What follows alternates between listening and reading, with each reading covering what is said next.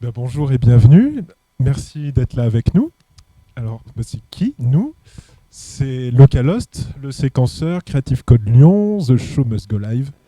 Bref, tous ces gens qui se sont pliés en 4, en 8, en 12, même pour vous organiser VAR 2022. Donc, merci à eux. Sans plus attendre, premier temps de cet événement lyonnais et en stream, en très bonne compagnie, donc avec nous pour parler de Vidjing. Alors, Pauline, aka Polycorne, fascinée par les images et les salles obscures depuis le plus jeune âge. Pauline a fait ses armes en tant que VJ aux côtés du collectif lyonnais L'Octopus dès 2017, en parallèle de ses études dans l'audiovisuel et le cinéma. Ainsi, elle a pu performer dans de nombreuses MAC de France, des parcs d'exposition, dans un planétarium, grâce notamment à l'association AADN qui produisent et promeuvent des artistes numériques, avec laquelle elle transmet sa passion lors d'ateliers pour jeunes et moins jeunes depuis 2 ans. Merci d'être là avec nous. Pierre de WSK. Alors, WSK est un collectif d'artistes composé de 3 personnes, œuvrant dans les arts visuels et numériques. Actifs depuis 2007, les membres se sont spécialisés dans le vidging, la scénographie et le mapping, domaines dans lesquels ils animent régulièrement des workshops et ou ateliers à l'intention des scolaires, des amateurs et des professionnels. Ils ont également développé une activité de régie générale et audiovisuelle, régie vidéo du Festival Nuit Sonore, du Planétarium de Vanvelin, régie technique pour Erasme, Métropole de Lyon, mais aussi sur des projets de portée internationale comme la régie générale des expositions de Adrien M et Claire B, dont on parlait un tout petit peu avant le début de cette table ronde. Donc, merci Pierre. François aka FG, donc, ça y est, on s'est mis d'accord, c'est super. Artiste numérique et créateur de bons moments. VFG s'efforce d'allier visuels, effets et technologies diverses pour créer toujours plus d'expériences uniques afin de sublimer la performance audiovisuelle des artistes et de la scène, de Gandalf LSD, faudra m'expliquer, et au fractal de concret à abstrait, de calme à violent, de la webcam au joystick. François se fera un plaisir de vous retrouver pendant les kicks. Tu as une bio dont les rimes oppriment la déprime, ça fait toujours plaisir à lire. Exactement. Donc, je précise, c'est bien FG quand même.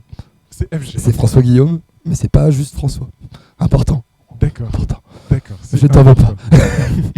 Merci en tout cas, bienvenue. Merci à toi.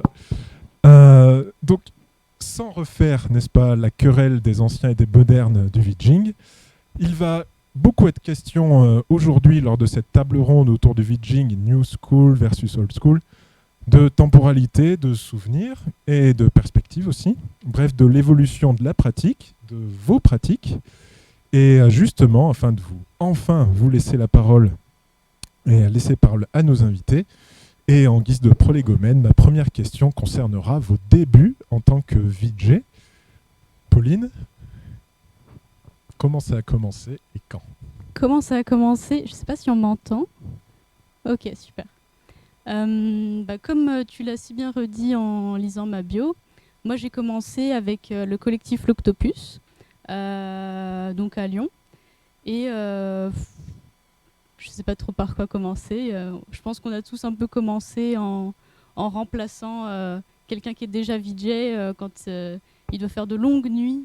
Et on prend un peu le relais, on apprend auprès de ceux qui font déjà. Donc on a fait beaucoup d'événements sur Lyon, beaucoup de concerts dans diverses salles, le Toy Toy, le Ninkasi Kao, le Transborder. Donc voilà, ça s'est fait sur plusieurs années. Ça a commencé comme ça. Merci. François, tes débuts. FG. T'inquiète. Les débuts, pour le coup, j'ai découvert Resolume à l'époque par hasard. Je l'avais vraiment découvert par hasard à un événement workshop au CCO où il y avait à la fois des synthés modulaires et du scratch. J'étais plus intéressé par la musique à l'époque, donc j'avais zioté, noté le logiciel, mais c'est juste 3 ans plus tard où je l'ai réessayé. Et en fait, ça m'amusait bien et j'ai toujours trifouillé, testé des petites technologies comme ça. Et ça a plu aux copains, parce qu'en fait, ils passaient, je leur montrais mes conneries, ils me disaient, en fait, non, mais c'est pas mal. Et de fil en aiguille, en fait, comme je créais déjà un peu des bons moments, je me suis débrouillé pour faire des bons moments et ramener ma vidéo. Et ça a été un peu ça mes débuts, créer nos propres événements. Mais il y a eu typiquement le confinement, donc c'est pas grave, on fait des trucs en live stream, on fait des trucs en extérieur, on fait, en fait, c'était un peu ça les débuts. Je pensais à ramener mon petit matos, mon petit projo à 60 € tout pourri, mais on s'en fiche, on fait quelque chose, le ghetto fonctionnel, j'appelle ça. Place à l'expérience et à la sagesse. Pour ma part, c'est à partir de 2008. Donc le collectif WSK existe depuis 2007, a été créé par d'autres personnes avant qu'on soit les deux dernières personnes à rejoindre le Bousin. Et en gros, sur ma dernière année d'études, le WSK existait déjà, mais j'étais dans le sud, j'ai récupéré le logiciel parce que je trouvais ça plutôt cool et que je suis assez attiré et je bave beaucoup devant les images pendant des festivals ou des concerts. Et je me suis dit que ça pouvait être sympa de devenir acteur de la chose plutôt que de rester à végéter devant. Et donc j'ai récupéré le logiciel. Quand je suis revenu sur Lyon, j'ai recroisé les copains, parce que pour le coup, WSK, c'est une histoire d'amis depuis de nombreuses années. On se connaît depuis le collège, lycée pour la plupart. Et je leur ai dit, voilà, j'ai bidouillé, j'ai commencé à bidouiller, et il vous reste de la place. Ouais. Et donc j'ai intégré le WSK fin 2018. Et un peu comme toi, enfin comme vous deux, pour le coup, au début, c'était en renfort de soirée, parce qu'il faut quand même assumer des fois des sets qui sont un peu longs. Donc commencer un peu à bidouiller en soirée, à faire du VG set, et de fil en aiguille, 15 ans après, presque, toujours là, et à faire des VG sets, et surtout de la scénographie. C'était la force que j'ai pu ramener dans le WSK après des études en design produit. Ça matchait avec les besoins de l'époque où il fallait partir vers de la scénographie. C'était le truc un peu à la mode, quoi. Plutôt que de faire de l'écran lambda, voilà. Tu parlais de logiciel, c'était quel logiciel ? Resolume 2.4. Mais bon, vous y dites. Waouh. Voilà. Ouais, non, ça tournait bien, ça tournait bien. Pour le coup, je vais juste préciser, effectivement, le coup de remplacer DJ au début, moi je l'ai pas du tout eu, parce que je connaissais personne en fait. Même pour le coup, je pense que c'est la première personne que j'ai rencontrée, Pauline, avec qui j'ai pu discuter de VJing au 24 de l'INSA. Justement, il y avait des amis qui posaient un petit peu sur une scène. Et du coup, j'étais en régie, je m'étais faufilé pour regarder. J'ai dû passer 1 heure à regarder comment Brioche bossait. On avait discuté. La première m'a fait découvrir un peu qu'il y avait des gens qui faisaient ça, en fait, justement. Et donc, j'ai pas eu la chance de remplacer les gens. Je suis allé tout de suite direct en solo. Et maintenant, c'est l'inverse. J'ai trouvé plein de copains pour venir m'aider, justement. Mais j'ai eu l'occasion, quand même, justement, merci Pierre, de faire un peu des petits dépannages comme ça, venir voir comment ça se passe et qu'on te donne la main gentiment. Donc ça, c'est mine de rien, c'est hyper important parce que ça permet vraiment de tester. D'avoir des belles occasions dans des belles salles, des beaux lieux et tout. Donc le fait de partager justement avec les autres VJ joue beaucoup sur les débuts. Ça reste une petite communauté même après de nombreuses années. Et c'est vrai qu'il y a quand même encore ce côté assez famille. Et on n'est pas contre l'idée de filer des coups de main ou d'en recevoir aussi, quoi. Voilà. Du coup, je vais saisir la perche et en profiter de mettre mon fil complètement en désordre. Je vais rebondir sur ta remarque. Est-ce qu'il y a une scène VJing en France ou est-ce que vous vous sentez tous seuls ? Ça a bien évolué. Il y a encore 10-15 ans, ça, on pouvait encore... Alors, il y a ceux qui font ça en termes de hobby, puis ceux qui ont essayé de se professionnaliser, qui arrivent. Mais c'est vrai qu'il y a encore 10-15 ans, je pense que les collectifs, je ne parle pas vraiment de VJ individuels, mais c'était souvent des collectifs. Ça se comptait, je pense, encore sur les doigts d'une main ou deux. Et c'est vrai que maintenant, il y a, à travers des workshops, à travers des logiciels de plus en plus faciles d'accès, performants et nombreux, ça crée des vocations. Et c'est vrai que maintenant, t'as beaucoup de gens qui font de la vidéo, du VJing, mais qui ne se disent pas VJ. Ils travaillent un projet avec un groupe d'amis à eux, parce qu'ils font de l'audiovisuel, parce qu'ils font de l'informatique ou autre chose, mais ils ne veulent, c'est pas qu'ils ne veulent pas, mais ils ne se donnent pas l'étiquette VJ. Mais c'est vrai qu'il y a une énorme communauté, enfin, après je peux me tromper, mais il y a quand même une énorme communauté, mais c'est l'image en mouvement au sens large avec du mix au sens large aussi, mais après il y a différentes, différentes facettes. Mais c'est vrai qu'il y a une communauté à mes yeux, quoi, assez importante maintenant. Et du coup, Pauline, est-ce que tu te sens faire partie de cette communauté? Je pense que oui, ouais. C'est vrai qu'au début, on se sent un peu tout seul, on a l'impression de faire un truc super underground que personne connaît. Mais moi, j'ai vraiment eu la chance de tomber directement dans un collectif où on était déjà plusieurs et on avait un peu un écosystème, toujours des personnes qui nous rejoignaient pour découvrir. Donc, il n'y avait pas du tout de sensation d'isolement. Et ensuite, par mon parcours, j'ai rencontré beaucoup de monde plutôt du côté art numérique. Et en fait, les deux mondes, les deux se touchent, les pratiques sont pas les mêmes, mais sont quand même apparentées. Du coup, ça fait, en fait, au final, on se rend compte que c'est une famille quand même assez grande. Voilà. Même le sentiment des fois de te dire, t'as l'impression de maîtriser l'environnement ou de connaître un peu les noms, les organismes et tout ça. Et en fait, dès que tu commences à creuser, c'est tentaculaire. Donc ouais, il y a vraiment une... Infini, tu redécouvres toujours du réseau dans ton réseau. Il était question dans vos débuts de hasard, de chance, de contingence, mais aussi de logiciel. Et je voulais vous demander, d'un point de vue technique, comment ont évolué vos pratiques depuis les débuts dont vous avez parlé, début de cette table ronde.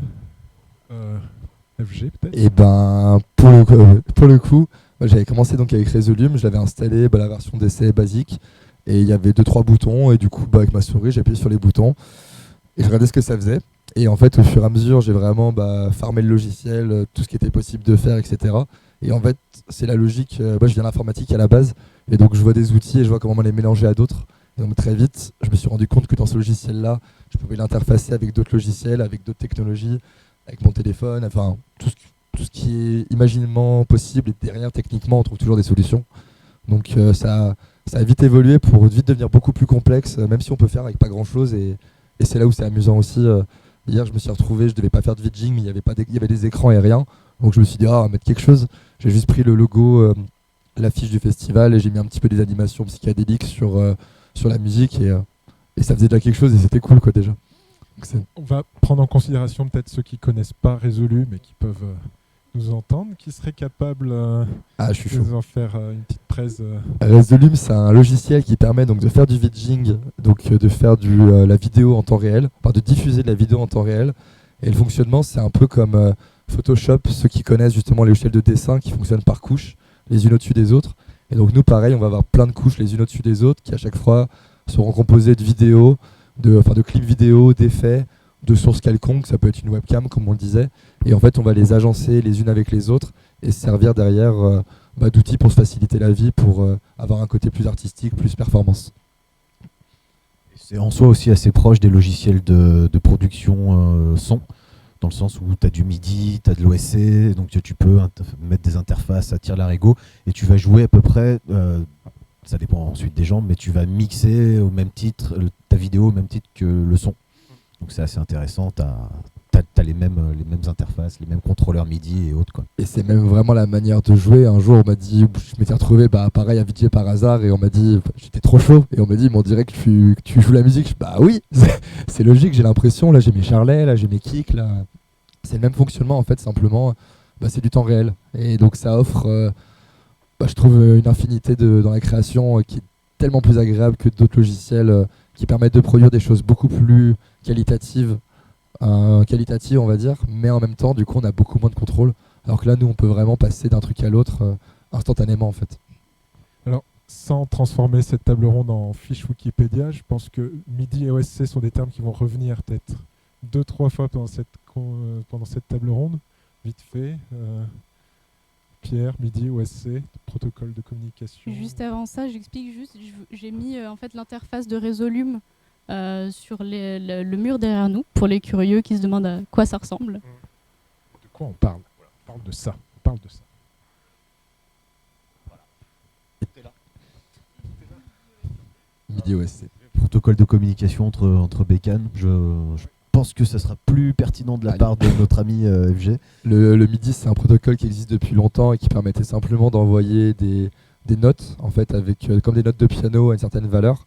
Et derrière, on les récupère pour soit jouer typiquement d'un vrai instrument, soit dans notre cas pour activer certaines choses. Et l'OSC, c'est une version Ça permet un peu de faire la même chose, mais de manière beaucoup plus poussée. Et sur le réseau, entre plusieurs ordinateurs, entre plusieurs logiciels, et donc de pouvoir tout mélanger en fait. Typiquement, ce que disait Pierre dans le cadre du son, en fait, c'est les mêmes protocoles, donc on peut facilement, en fait, s'il y a une piste son qui démarre, derrière envoyer un visuel complètement synchronisé. Donc on peut peut-être le deviner là sur la projection derrière nous, mais dans VJ, il est question peut-être d'assets vidéo, d'assets voilà.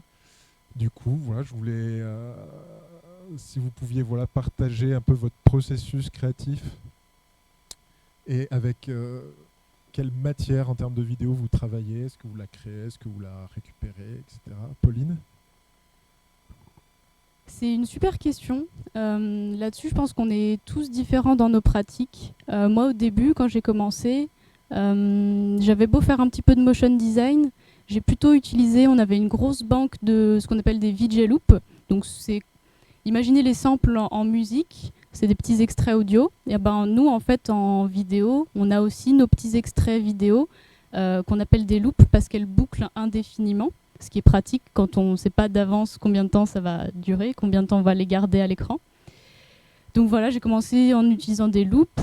Ensuite, on passe sur des petites créations motion design. Enfin, ça dépend de notre pratique, mais moi personnellement, en tout cas, ça s'est fait comme ça.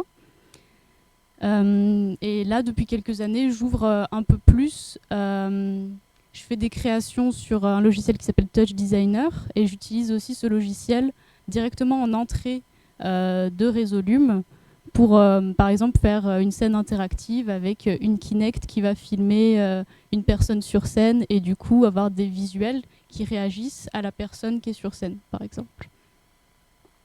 On va idem, Touch Designer en une phrase. Touch Designer en une phrase, c'est difficile. Je dirais que c'est un logiciel un peu bac à sable où on peut programmer pas mal de choses, que ce soit en son, en image, les deux en même temps. Ça permet de faire de l'interactivité. Voilà, je ne sais pas si c'est un bon résumé. Tu te sens de compléter? Je n'utilise pas ce Tu logiciel. n'utilises pas. Pour Tout ma ça. part, au sein du WSK, oui, mais pas pour ma part. Voilà, donc je vais pas être le plus pertinent non plus là-dessus. Peut-être FG. Chacun ses jouets. Je l'utilise pas non plus, mais je l'ai vu utilisé par plein de gens justement. Je dirais ouais, c'est ça, c'est un logiciel génératif qui, en fait, là l'imagination elle est poussée à son paroxysme. C'est à nous de développer nos outils, notre manière de faire.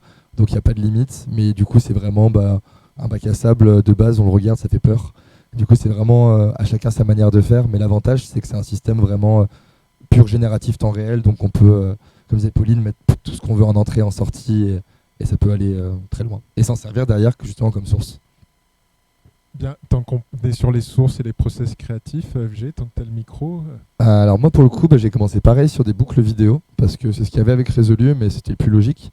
Et derrière, moi je suis pas du tout motion designer, donc je fais pas du tout de créa, ou alors je fais la créa en live et j'enregistre, mais du coup c'est pas la bonne manière, c'est pas le même objectif on va dire. Enfin, je pourrais réutiliser, mais c'est pas du tout le même temps, la même manière de bosser. Je bosse pas du tout avec After Effects ou tous ces logiciels-là de création. Du coup, des books vidéo au début. J'en avais acheté justement pour avoir des trucs quali dont j'avais les droits, parce que c'est toujours le problème. Et si je commençais à comprendre que je pouvais en faire un boulot ou en tout cas aller pousser la chose, donc je m'étais dit autant avoir les droits, autant être légal, on va dire.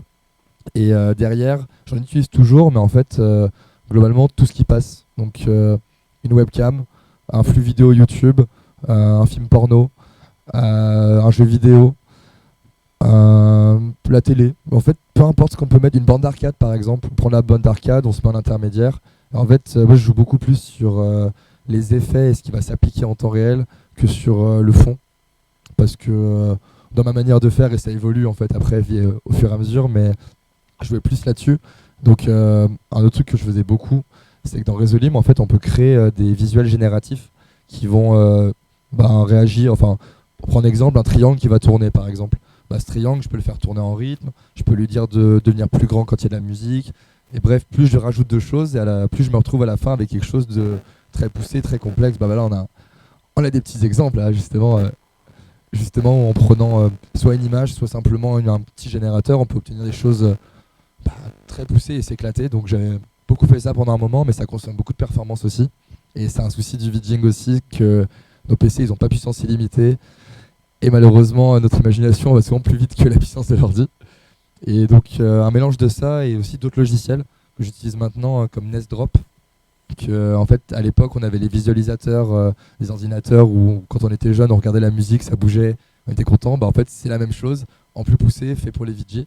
Donc je me sers de ça pour retourner dans Resolume, lui renvoyer de l'information, avoir des choses belles, génératives, abstraites, et pour toutes les mixer ensemble en fait. Et derrière, après, on peut passer pareil, des logiciels de 3D comme Unity ou Unreal Engine, générer des trucs en temps réel, pareil pour les réafficher, mais un mélange un peu de tout ça pour créer des visuels justement. Alors, je précise, Unity, l'Unreal, ce sont des moteurs de jeux vidéo. Oui. Exactement, et on peut détourner encore une fois l'imaginaire pour en faire ce qu'on veut en fait. Et quant à toi, Pierre? Alors ça a évolué, parce que bon, en quelques années ça a pu évoluer, mais c'est vrai qu'au début c'était beaucoup de... Parce qu'on se souciait pas du droit des droits d'auteur et d'image et autres, donc c'est vrai que c'était beaucoup de découpes de films, mais ça pouvait partir d'univers très différents, de Dogma en passant par Transformers, ou vraiment tout ce qui nous semblait être percutant.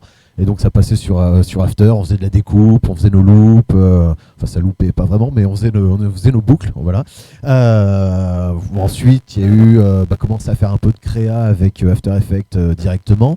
Ensuite il y a eu Cinema 4D, donc un logiciel de 3D plutôt pour l'animation.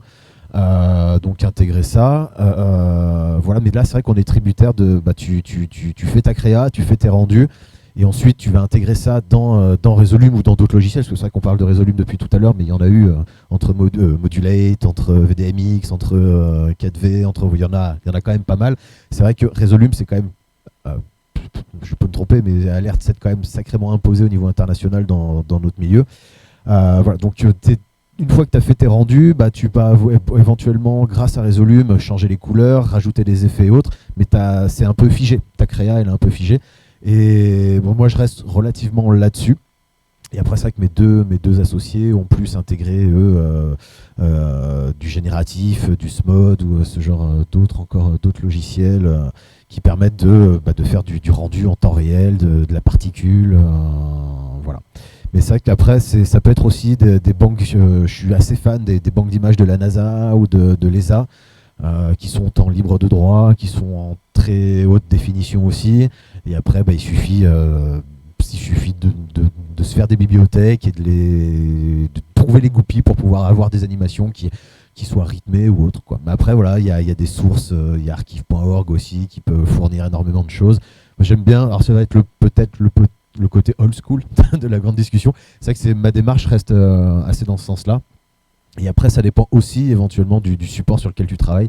Si tu fais du VG7 écran, tu peux quasiment utiliser tout ce que tu as. Si tu fais du mapping, il te faut une créa spécifique à ton vidéo mapping, parce que ton support de projection est spécifique. Il faut un plan spécifique pour ta créa et pour la construction de ta scéno. Et après, de plus en plus, on fait aussi beaucoup de strip LED, où là c'est du ruban de LED on y injecte de la vidéo, c'est de la lumière mais on y injecte de la vidéo dedans et on joue avec Resolume sur ces LED là, où là c'est de la créa, c'est de la géométrie, tu travailles des lignes, tu travailles ce genre de choses, voilà. Justement, on a parlé donc du matériau de départ, et puis du coup il y a beaucoup de name dropping de logiciels, After Effects, Resolume. Donc After Effects c'est du compositing et du motion design, voilà, ça fait partie de la suite Adobe. Et du coup, si je voulais parler avec vous maintenant qu'on a parlé de ça, du matériau et de l'image, de la projection, mais sur quoi on projette, parce qu'effectivement, comme tu le mentionnais juste maintenant, on n'est pas obligé de projeter sur des écrans plats. Alors, c'est d'autres possibilités, si tu pouvais garder le micro et... C'est là où ça devient... alors c'est pas infini, mais il y a quand même pas mal de choses à faire. Ça peut être de la projection sur de l'eau, sur des fines gouttelettes d'eau. Ça peut être de la projection sur de la couverture de survie. Ça peut être de la projection sur du tulle. Ça peut être de la projection sur sur de la tôle, ça peut se faire voilà, le support, et après en fonction du support on va adapter le matériel de projection, donc des vidéoprojecteurs avec beaucoup de contraste, ou parce que bon, on a un support qui est peut-être pas forcément blanc ou autre, on va peut-être travailler que certaines couleurs parce que ces couleurs là fonctionnent avec la couleur du support de projection. Donc tout ça après, c'est une fois sorti de l'écran, il y a énormément de choses à tester et à adapter en fonction de tout ça, quoi. Donc c'est assez tentaculaire. Et pareil, quand on fait un vidéo mapping, ça peut être aussi bien du mur, du béton, comme de la pierre sèche. Donc ça, pareil, il faut trouver les goupilles, en fait. Voilà. Et le truc intéressant là-dessus, c'est que justement, on prend l'exemple de l'écran, un écran 16/9 classique, mais on se retrouve très vite en fait à avoir des morceaux, des zones séparées en fait. Et justement, le mapping, c'est un peu cette partie-là de comment je vais découper mon support, quel qu'il soit, justement, comme Pierre l'a très bien décrit. Mais après, qu'est-ce que je mets à quel endroit et quel rendu ça va donner en fait. Ça va tout changer. Et c'est là où justement on peut préparer beaucoup plus en amont pour avoir des choses qui vont avec. Et typiquement, si tu subdivises des écrans, que tu pars sur des diptyques, triptyques et plus encore, bah c'est là où tu te rapproches de l'exercice d'un lighteux, d'un ingénieur lumière, où en fait tu vas créer tes chases, enfin je sais plus comment on dit en France, ouais, tes chases, où en fait tu vas créer tes rythmiques sur tes supports. Donc admettons, là, derrière nous on aurait 4 écrans, bon, on va éclairer les 4 écrans les uns après les autres pour créer des rythmiques. Donc c'est l'avantage de faire du vidéo mapping, c'est que tu viens ajouter une couche en termes de jeu et en termes de rythmique. Et en plus, après, ensuite, dans ces carrés, tu vas gérer ton contenu graphique qui va lui aussi apporter de la rythmique, de la couleur et autres. Donc c'est l'avantage ensuite, d'autant plus avec Resolume, avec le module interne de mapping qui fonctionne, qui est assez efficace, qui a quelques limites, mais il faut quand même aller chercher un moment.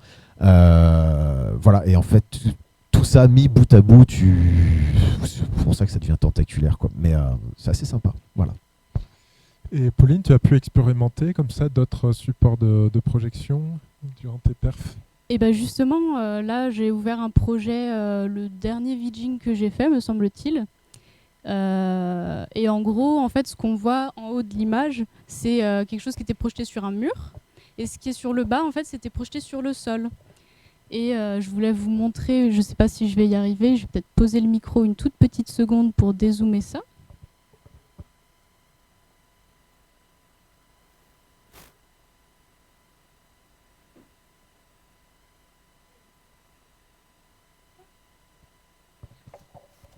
Du coup, là, on peut voir que c'est en fait redécoupé en 3, parce qu'en fait, il y avait 3 vidéoprojecteurs. Donc, on peut voir que celui qui était sur le mur, il est assez droit, mais ça peut vite partir dans des trucs, en effet, un peu casse-tête, où on fait ce qu'on appelle du warping, ici, là, sur celui-là. Ça part un peu tout déformé, mais en réalité, c'était tout droit. Donc, en ce moment, un peu des choses immersives, donc sur un mur et un sol, par exemple, ou sur plusieurs murs et le sol. Sinon, j'ai beaucoup travaillé sur dalle LED, ce qui est très différent de travailler avec des vidéoprojecteurs. Parce qu'en fait, la dalle LED, en gros, une dalle LED, c'est une sorte d'écran de télévision avec une faible résolution qui fait 1 mètre sur 50 cm, et on les met ensemble dans diverses configurations. Et en fait, ça a un contraste très très fort comparé au vidéoprojecteur qui est beaucoup plus soumis à la lumière qui peut venir un peu grignoter et faire qu'on voit un peu moins la vidéo. Ça sent le vécu. Je vais rajouter justement le vidéoprojecteur. Typiquement, s'il y a trop de fumée par exemple, bah, on voit beaucoup moins. S'il y a trop de lumière, on va voir beaucoup moins. Donc le contraste n'est pas le même. Alors qu'avec des dalles LED, bah, si on met un stroboscope, généralement l'ingé lumière il fait une pause. c'est effectivement, ça change tout, mais du coup on n'a pas le plaisir du support, en fait, d'avoir une texture, d'avoir un grain. Par contre, on a le plaisir de l'effet pixel, quoi. Et ça, alors c'est très efficace les dalles LED parce que tu peux jouer à n'importe quelle heure de la journée. Ce qui est aussi notre ennemi, c'est le jour pour un VJ. Donc maintenant, ça c'est devenu un standard, la dalle LED. D'ailleurs, avec des partenaires lyonnais qui sont bien en place, qui bossent bien, on peut donner le nom, hein, on a tous bossé avec eux, avec PLF par exemple. Bisous. Bisous. Voilà, mais c'est vrai que par exemple, dès que tu travailles énormément tes textures, que tu fais du figuratif et que tu utilises un certain nombre d'effets, que tu essayes d'avoir un peu de finesse, la dalle LED va vite imposer ses limites avec un rendu qui va être dégradé. Donc il faut que tu t'adaptes. et tu vas pas jouer les mêmes loops de la même manière et les effets avec les mêmes paramètres. Donc par exemple avec un vidéoprojecteur en Full HD, tu as un piqué, tu as une qualité d'image, une finesse, un contraste qui est un peu plus fin. Mais par contre, à cette période de l'année, tu commences pas avant 23h. Voilà. Donc, Ouais, je suis tout à fait d'accord. Moi, je pense que comme j'ai commencé par la dalle LED et que j'ai fait ça pendant beaucoup d'années, je pense que ça a vraiment forgé mon style. Même si là, je m'ouvre à d'autres supports, je pense que ça a beaucoup joué dans ce que je fais, où je pars en effet sur des trucs très peu figuratifs, très abstraits du coup. Je rajouterai un dernier truc. Moi, j'avais commencé sur du Projo et après, j'avais découvert la dalle LED et direct, justement, la journée, on revit. En fait, on peut travailler la journée, on peut continuer le matin, etc. Mais du coup, tout ce qui est scénographie et suivant, pour des domaines, par exemple, dans la techno, des choses comme ça, avoir des grands écrans sur les côtés, ça fait une scénographie très jolie. Mais si on prend l'exemple de la domaine de la trance, par exemple, là, dans ce cas-là, on a besoin plutôt d'un vidéoprojecteur ou des écrans en plus, voilà, un mélange des deux aussi, pour justement en fait pouvoir vraiment mapper une texture, un dessin qui a été fait en amont pour avoir quelque chose de vraiment joli qui nous donne envie. Et du coup, le travail est vraiment mélangé entre les deux, entre ceux qui font la scénographie et derrière nous pour mapper dessus. Je me permets de rebondir parce que justement, nous à l'Octopus, c'est le collectif donc, avec lequel j'ai beaucoup bossé, avec qui j'ai commencé le VJing. Nous, on bosse beaucoup sur dalle LED et pourtant, il y avait beaucoup de scénographie. Sur la fin, on avait même des stripes LED. Donc, je dois avoir quelques petites photos peut-être à vous montrer pour vous dire que si, on peut faire des scénos de Bétrance. Enfin, voilà. Oui, alors. Aucunement. On peut faire justement, dans les deux cas, on peut faire des scénographies de malade. C'était plus dans la manière dont ça va se projeter, où là on peut vraiment avoir une sorte de visuel mélangé en lui-même. Pour un exemple, faire des fleurs par exemple et juste projeter sur des dessins de fleurs par exemple.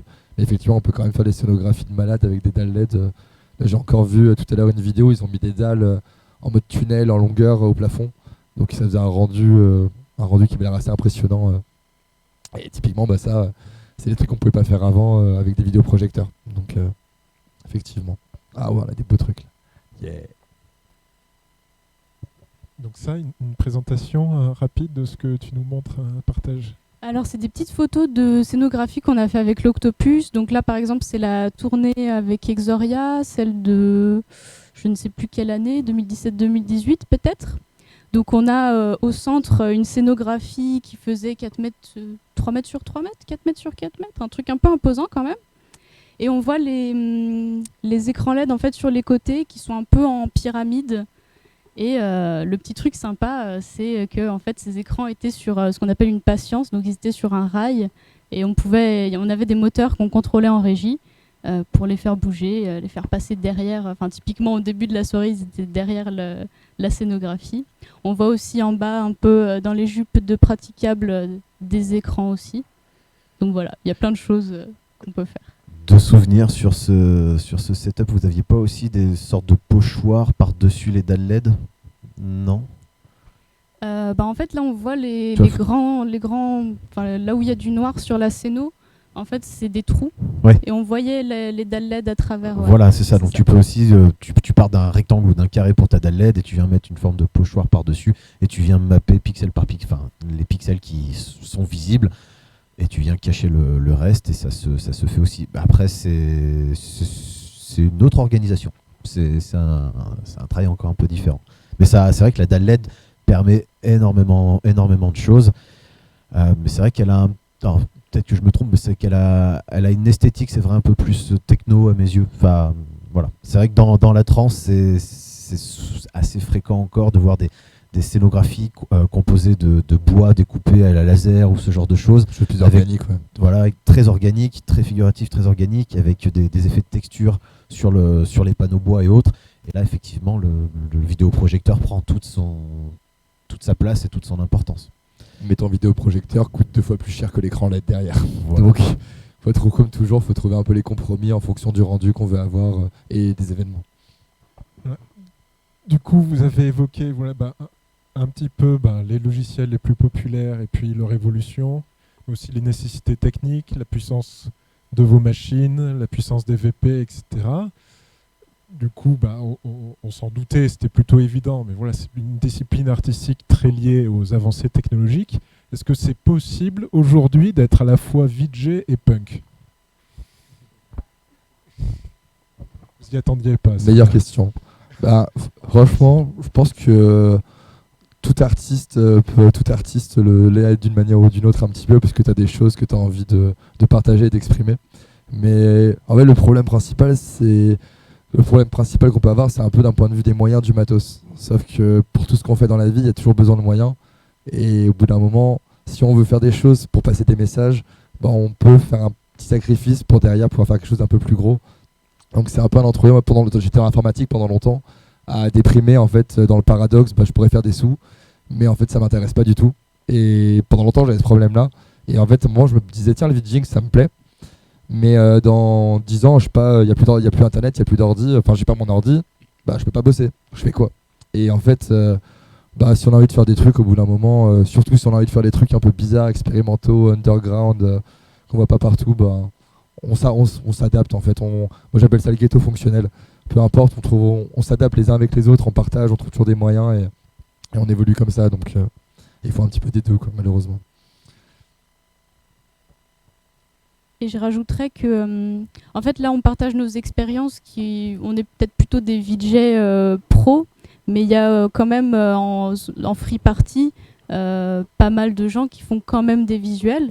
Et parfois, moi personnellement, je me suis déjà pris des claques en voyant ce qui se passe en teuf et en me disant putain, ils ont fait ça totalement bénévolement avec les moyens qu'ils avaient et franchement, ça claque.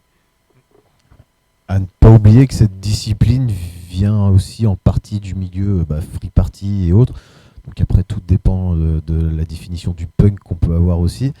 Mais ça reste une question ouverte. Ouais, bien entendu, j'entends bien. Mais c'est vrai que voilà, ça reste une discipline qui vient quand même des milieux alternatifs et underground, parce qu'on est arrivé un peu par la. Enfin, on n'est pas arrivé par.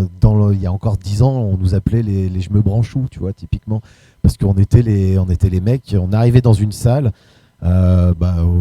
Poussez-vous en fait, les gars de la lumière, poussez-vous, il va y avoir de la vidéo. De quoi tu me parles, mec, en fait? En fait, il y a le mec qui organise la soirée, il paye un VJ. Et il y a eu des petits conflits, ça a été dur à se faire une place et autres, alors que maintenant, toutes les salles sont plus ou moins équipées. Les orgas de ceux qui organisent des événements musicaux et autres ont aussi maintenant intégré ce média au sein de leurs événements. On vient aussi de la région Rhône-Alpes et d'autant plus à Lyon avec une vraie culture de l'image, de la projection et autres grâce à la Fête des Lumières. Voilà, mais c'est vrai que cette discipline-là vient quand même des milieux artistiques alternatifs underground. Si on fait vraiment l'histoire du VJing des années 70 jusqu'aux années 2000 avec l'informatique qui a évolué, les bécanes qui sont devenues assez puissantes, plus des prix qui ont permis aux mecs lambda de s'acheter une bécane et autres. Et c'est vrai qu'il y a encore un esprit assez punk. Par exemple, typiquement, le milieu de l'art contemporain ou autre n'a pas encore vraiment récupéré, on va dire, je ne sais pas si c'est le bon terme, mais récupérer ce genre de choses. Donc c'est vrai que c'est souvent des autodidactes, même si maintenant de plus en plus tu as des formations, alors c'est pas des formations complètes et diplômantes, ce sont des modules au sein d'une formation dans des écoles d'audiovisuel. Qui te donne accès à de la régie vidéo, du VJing, et après tu as des formations de motion designer et autres, mais la plupart des gens que je connaisse de ce milieu-là sont autodidactes et pour la plupart sont des personnes qui naviguent dans les milieux alternatifs divers, parce qu'il y a autant de milieux alternatifs qu'il y a de gens, des fois j'ai l'impression, mais voilà, donc et après actuellement de nos jours, oui effectivement comme disait FG, t'es vite un petit rappel à l'ordre de temps en temps, effectivement. Si tu veux continuer et développer ton art, si tu veux intégrer un nouveau logiciel qui est gourmand en ressources, peut-être que va falloir changer de bécane. Tout dépend de ton travail à côté ou autre, mais d'avoir une certaine réalité, mais toujours après tu peux aller bosser, je sais pas, dans une salle obscure et ensuite te retrouver dans un zénith, alors que c'est la même démarche, c'est la même personne. Mais c'est bien aussi d'avoir cette variable de projet, parce que j'avoue, faire que du corporate ou des choses comme ça, heureusement qu'il y a des projets un peu, des side projects à côté qui permettent de se lâcher, un peu plus punk, et voilà. Mais il y a une triste réalité qui est l'argent aussi. Quoi. Voilà. Il y a un truc qui est intéressant, je trouve, dans le VJing, c'est qu'on a vraiment une double casquette de technicien et artiste. Et après, en fonction de l'événement et en fonction de nous aussi, on met plus ou moins l'un et l'autre en avant. Et donc, ça permet d'avoir du coup derrière cette liberté et en même temps ce besoin de pouvoir faire quelque chose de propre et de quali aussi. Donc, sur les logiciels, typiquement, on peut prendre juste un ordi, brancher un Projo à 60 €. Je reprends cet exemple. J'ai fait mes premières teufs comme ça et encore maintenant, je comprends pas qu'on arrivait à avoir quelque chose, mais en fait, si, ça marchait bien, justement. Et franchement, je prends un verre d'eau, je le mets devant le vidéo proche, je mets un filtre de couleur, comme quelqu'un qui fait des lumières, en fait. Mais en fait, il y a besoin de pas grand-chose pour faire quelque chose, pour exprimer. Et après, dès qu'on digue un petit peu, forcément, ça va un petit peu plus loin, mais c'est à notre limite. En fait, le problème de ce genre de milieu, c'est que dès que tu as trouvé quelque chose, tu en veux toujours plus. Donc, c'est infini. Mais du coup, il n'y a pas besoin de grand-chose pour se lancer aussi et pour juste s'éclater, aller mapper complètement en mode pirate des immeubles à la fête des Lumières, pour prendre cet exemple-là. Et il y a aussi une chose, c'est vrai que si tu veux participer à des événements un peu alternatifs et autres, généralement tu sais que c'est pas forcément des structures qui ont du budget pour la vidéo, donc l'idéal c'est quand même d'arriver avec son setup de A à Z. Et un setup vidéo, ça peut vite coûter quelques milliers d'euros. Enfin, voilà, c'est un serpent qui se bouffe la queue, mais si t'as quelques moyens, tu peux après participer à ce que tu veux et c'est ta démarche. Justement, c'est quoi l'économie d'un VJ aujourd'hui en termes de dépenses, Non, sujet tabou. Non. Je pense que c'est très Économie différent. au sens large. C'est très différent selon les personnes. Moi, personnellement, je suis plutôt du côté cheap de la force. J'ai eu aussi beaucoup de chance parce que j'ai intégré un collectif et que les achats, l'ordinateur qu'on utilisait, tous les contrôleurs, vraiment tout était acheté par le collectif. Donc moi, j'avais pas à mettre dessous de ma poche. Je me suis enfin racheté un ordi. Mais sinon, ça peut ne pas être très cher. Honnêtement, à part l'ordinateur ou si on veut quelque chose un peu au goût du jour, faut quand même mettre quand même plus de 1 000 €, je pense en tout cas. Niveau contrôleur MIDI, on en parlait tout à l'heure du MIDI, c'est ce qu'on utilise, les petits boutons pour le live. Ça peut se trouver pas super cher sur le Bon Coin, à moins de 100 €. Une petite carte son, moins de 100 €. Mais ça peut vite grimper dans l'autre sens aussi. Comme Pauline et l'Octopus aussi, c'est que au début du WSK, on était tous bénévoles au sein de l'asso. Donc il y a une période où on avait je ne sais pas combien d'événements par semaine ou par mois. Et en fait, on injectait tout l'argent dans l'achat de matériel. Donc ce qui nous a permis d'acquérir un stock de vidéoprojecteurs, alors pas d'ordi, mais de contrôleurs MIDI, de licences de logiciels et autres. Ce qui nous permettait ensuite de proposer des dispositifs, de la scénographie, à des tarifs défiant toute concurrence. Non, enfin, nous, l'idée, c'était de tourner. Donc, c'est vrai qu'on arrivait pour quelques centaines d'euros, on arrivait à remplir un Transbo, un Ninkasi. Voilà. Maintenant, je sais pas, chaque collectif a des, je pense, pratique aussi des prix de vente de prestations différents. Ensuite, tu as des accords, si c'est les collègues ou pas les collègues. Nous, ça fait des années qu'on bosse avec une structure qui s'appelle Total Res. C'est des amis, pareil, de très très longue date. Les prix sont pas les mêmes qu'avec d'autres que je connais pas ou autres. Enfin, si tu veux parler de l'économie dans ce sens-là, pardon. L'acceptation la plus large. Voilà, oui, tous les types de prix sont pratiqués. Et après, c'est vrai que t'as des demandes, t'as des personnes qui te disent on a tant de budget, on aimerait un rendu à la Pixar. Typiquement. T'as déjà eu ce genre de demande? J'imagine que ça vous est déjà arrivé, c'est assez fréquent, mais après, quand tu expliques clairement la chose aux personnes, tu te rends compte que tu pourrais partir sur des budgets complètement hallucinants, mais qui sont réels, mais la personne en face n'a pas de notion de tout ça. Donc oui, il y a tous les prix.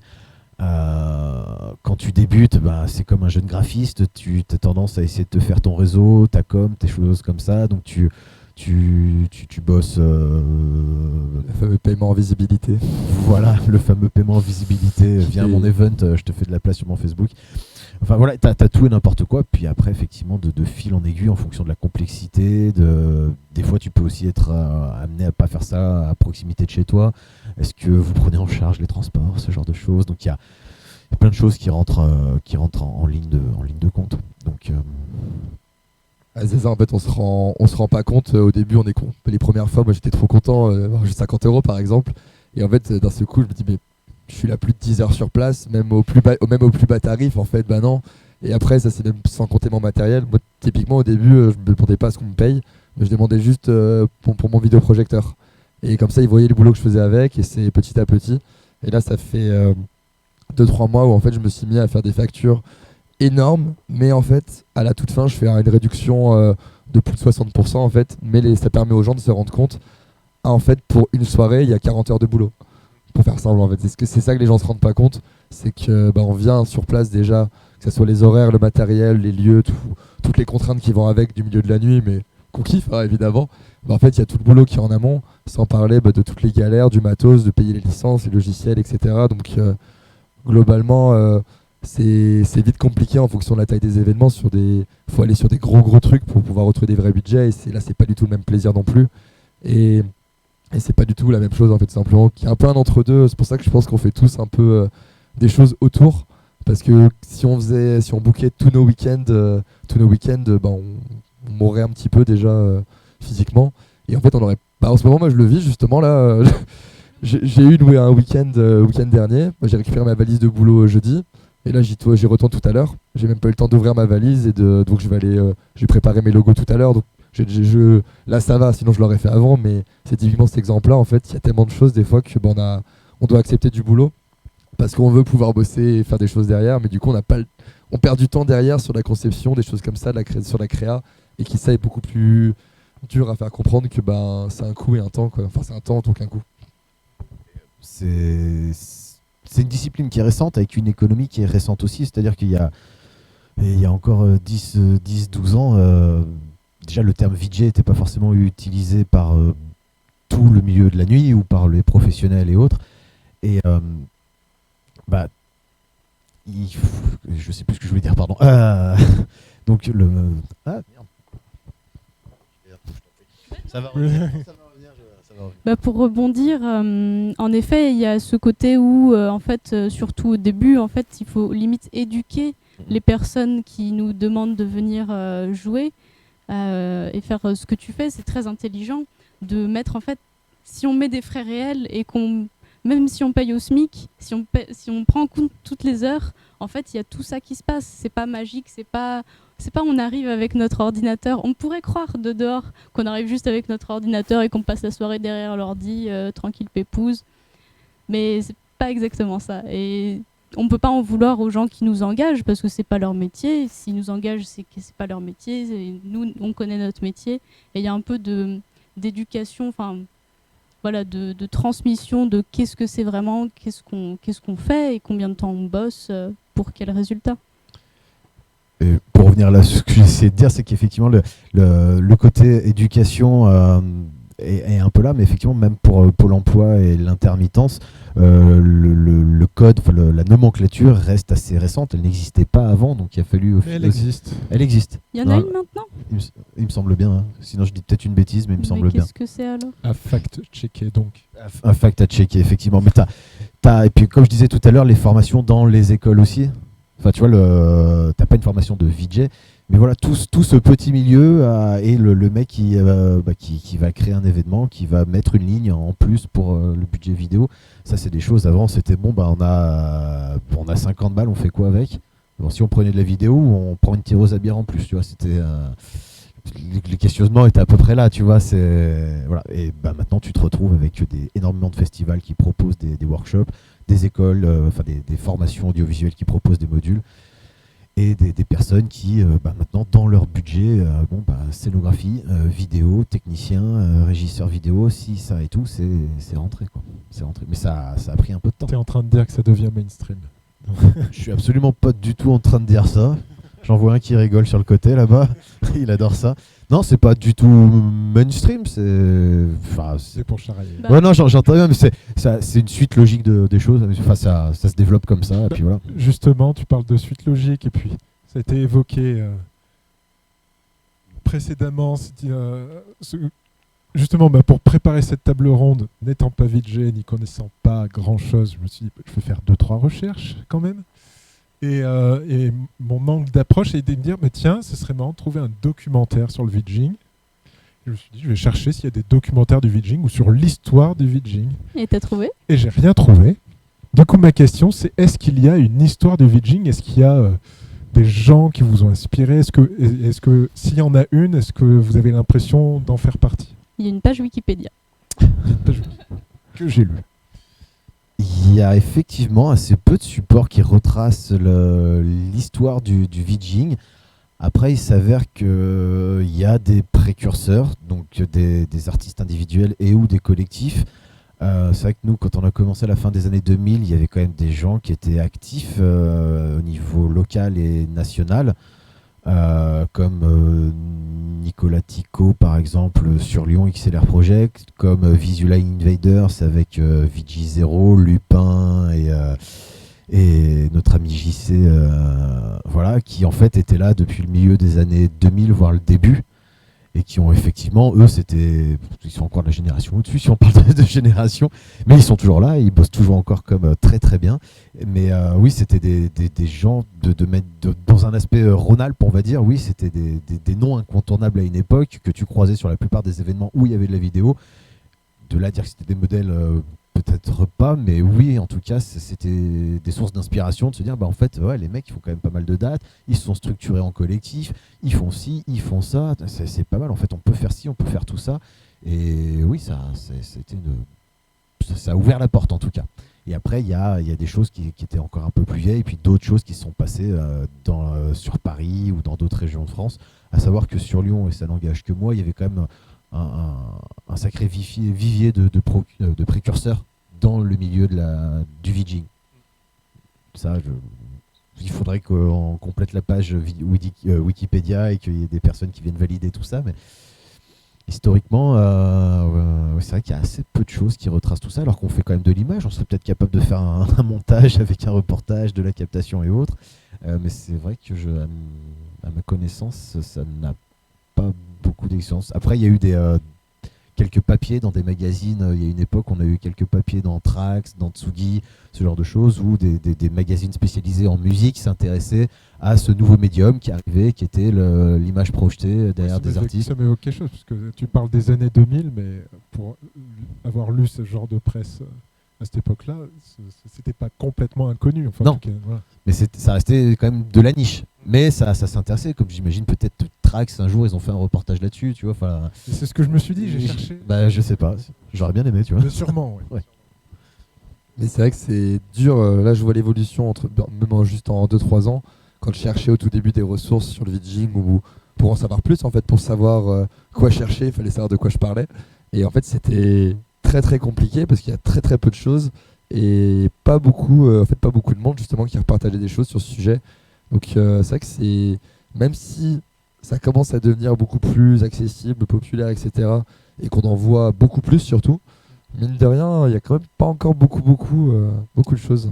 Ou en tout cas, c'est très très très caché, je pense, où il faut vraiment bien chercher pour trouver. Tu parles d'absence de ressources et pourtant tu parles de formation aussi. Comment ça s'explique?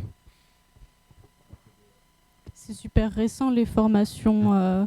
Moi, je sais que j'ai fait mon BTS audiovisuel en 2016-2017, un truc comme ça, et on avait un petit module mapping, pas VJing mais mapping, mais il y avait déjà ça.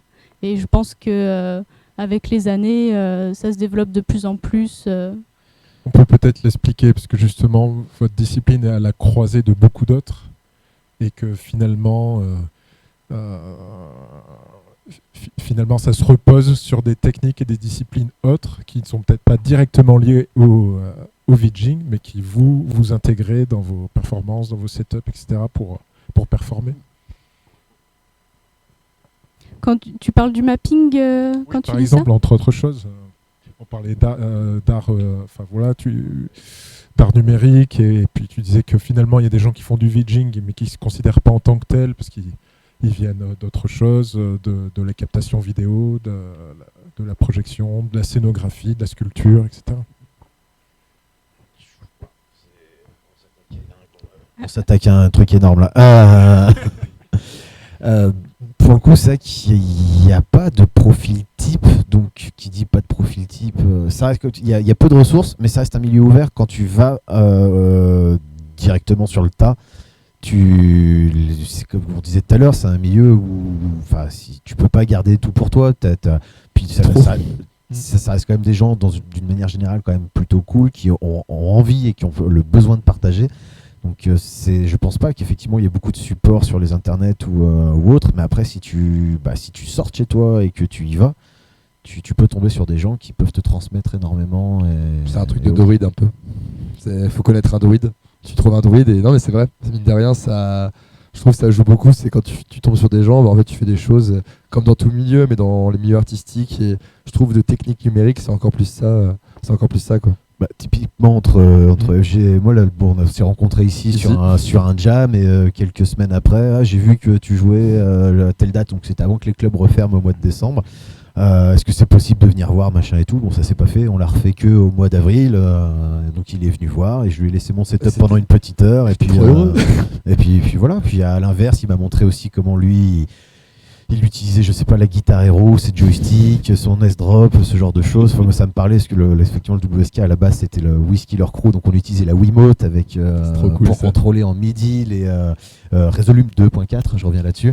Mais tu vois, il y a vraiment ces échanges-là. Nous, on a des bureaux sur Villeurbanne là-bas, où dans nos bureaux on a le collectif Néon. Exoria Néon, qui travaille encore d'une autre manière, mais là j'ai encore croisé hier, encore croisé ce matin, ça discute, ça discuter de budget, de technologie, de ci, de ça. Si tu vas vers les gens et que tu commences à échanger, il n'y a pas de R&D qui va nous rapporter des sous, donc on échange facilement. Et justement, du coup, en guise de conclusion, parce que le temps passe, si quelqu'un voulait s'y mettre, quels conseils lui donneriez-vous? Des conseils pour la jeunesse? Justement, je voulais rebondir parce que, en fait, aujourd'hui, depuis peut-être 1 an ou 2, quand même sur YouTube, il y a de plus en plus de contenu. Bon, faut être un peu anglophone, malheureusement. Et sinon, c'est un peu de l'auto-promo sans faire exprès, mais j'ai fait des workshops en ligne avec un site qui s'appelle Universitech, avec un K à la fin. J'ai fait une initiation au VJing, et il y a aussi le deuxième niveau qui est sorti là il y a quelques mois pour les initiés. Donc il y a le débutant et il y a le initié. D'accord, donc les liens dans la description, c'est ça? Et sinon, au-delà de ça, comme disait Pierre, pas hésiter c'est un peu difficile quand on est un peu timide, qu'on n'est pas forcément en ville, mais de venir nous voir directement, quand on est en pause, pas quand on est à fond sur nos boutons. Et sinon, si on est un peu en ville, moi ce que je conseille, c'est de se rapprocher de structures qui proposent des ateliers. Et en fait, c'est souvent, par exemple, l'ADN à Lyon, il y a plein de VJ que je connais qui bossent avec, qui donnent des ateliers, et on se rencontre à cet endroit-là ou ailleurs. Mais c'est des endroits où on peut croiser beaucoup de monde au même endroit, quoi. De plus en plus aussi dans les beaux-arts, typiquement, ils ont accès, comme tu disais tout à l'heure, au moins au vidéo mapping. Donc, si on te commence à te donner le vidéo mapping, tu vas aller voir aussi ailleurs, en amont, qu'est-ce que j'envoie dans un logiciel de vidéo mapping. Mais qu'est-ce qu'on pourrait dire à des personnes qui veulent s'y mettre? Ça reste un milieu ouvert. À partir du moment où vous avez une bécane qui tourne, et on peut toujours se faire prêter un VP, on peut toujours trouver une pièce avec un mur blanc et deux speakers, et un peu de musique à fond, et puis ça peut... c'est hypnotique, on peut y passer la nuit sans pour autant prendre de drogue ou machin, c'est juste hypnotique. Et ouais, on peut finir en état végétatif aussi. Mais voilà, c'est un ordinateur, et puis un peu d'internet, puis on peut s'y mettre, quoi. Mais après, ouais, c'est aller vers les gens, se rapprocher de structures comme la ADN ou des structures, des associations qui sont organisateurs d'événements, musique, ou comme nos amis qui nous accueillent aujourd'hui. ils sont pas VJ, mais ils savent très bien comment ça fonctionne aussi. Enfin, voilà, pour la plupart. Voilà. Ouais, ce qui a été dit est complètement vrai. C'est vraiment, mine de rien, c'est pour commencer, un peu de matos, mais au final, on s'en fiche parce qu'on pourra toujours s'adapter. Il y a tellement de logiciels à toutes les échelles, gratuits, payants, très puissants, pas puissants. Donc, il y a tellement de choses pour essayer. Au début, on peut y aller souris clavier, on s'en fiche, il n'y a vraiment pas de problème. Mais derrière, c'est quand même beaucoup vraiment c'est quand même vraiment quelque chose où, en fait, un peu comme les DJ qui ont leur clé USB sur eux. On se baladait, on voit un événement, demander aux orgas, tiens, et de fil en aiguille, en fait, on tombe sur d'autres gens avec qui on peut discuter et faire des choses.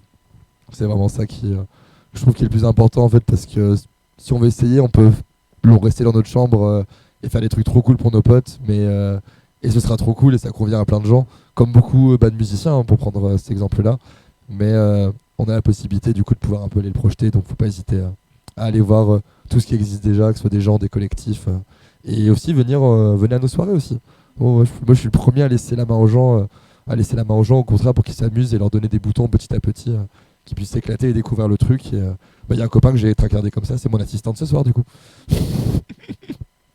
Très bien, merci Pauline, FG, Pierre. Merci à toi, pour le merci à partage. vous. Merci Yacine, merci Marc, merci tout le monde pour l'orga et à très vite pour VAR 2022. Merci à vous. Merci Jean-Mi aussi. On est quand même chez lui. Merci beaucoup Jean-Mi.